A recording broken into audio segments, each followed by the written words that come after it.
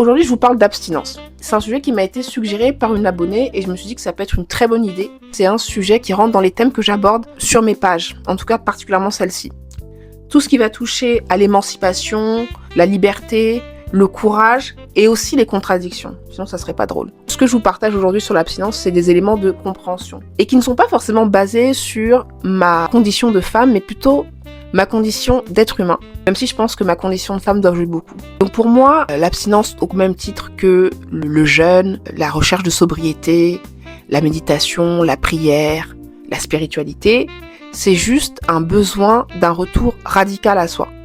Qui je suis sans ma dépendance à l'autre, qui je suis sans les distractions qui viennent combler un manque ou anesthésier mes émotions. Qui je suis ou de quoi ai-je vraiment besoin quand mes actions ne sont pas déterminées par mes frustrations, la peur du vide, la peur de la solitude, les silences. En fait, c'est un moment privilégié que l'on prend avec nous-mêmes pour comprendre qui on est et de quoi on a besoin. Quand on arrive à identifier qui on est et de quoi on a besoin, on arrive aussi à le communiquer plus facilement avec les autres. Parce que les gens ne peuvent pas deviner qui tu es si toi-même tu ne sais pas qui tu es et si tu ne sais pas de quoi tu as besoin. La dépendance affective, on se rend pas forcément compte, mais c'est pas seulement le sexe. C'est la nourriture, c'est le scrolling, c'est la dopamine, c'est l'alcool, c'est la drogue, c'est tout un tas de choses finalement qui viennent absorber nos émotions. Et c'est aussi comprendre en fait quel est mon rapport à l'autre. De quoi j'ai réellement besoin. L'abstinence n'est pas une punition et c'est pas quelque chose de déterminé. On oublie souvent que la société n'a jamais été créée pour que l'individu commence à réfléchir, mais de quoi j'ai besoin,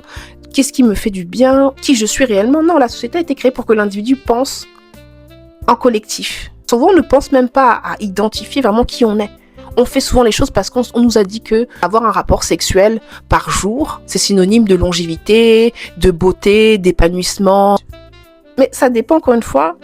Qu'est-ce que tu attends de ce rapport sexuel? Ça dépend encore une fois de ce que le sexe en fait signifie pour toi. Si tu fais ce travail-là, peu importe que le sexe soit ce qu'il est en lui-même, donc purement exutoire, ou peut-être une recherche d'une connexion plus profonde dans un but de construire une relation sérieuse, durable, une famille, peu importe ce qu'il est pour toi, c'est ça qui compte. Les personnes qui ont des dépendances affectives, c'est souvent des personnes qui ne font pas ce travail-là et en fait qui laissent leur peur et leur manque les contrôler.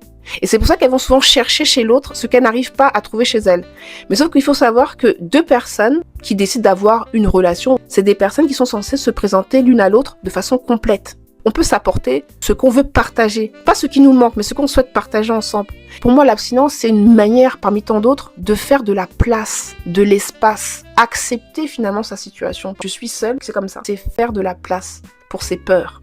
Si tu n'arrives pas à faire de la place, tu vas toujours aller à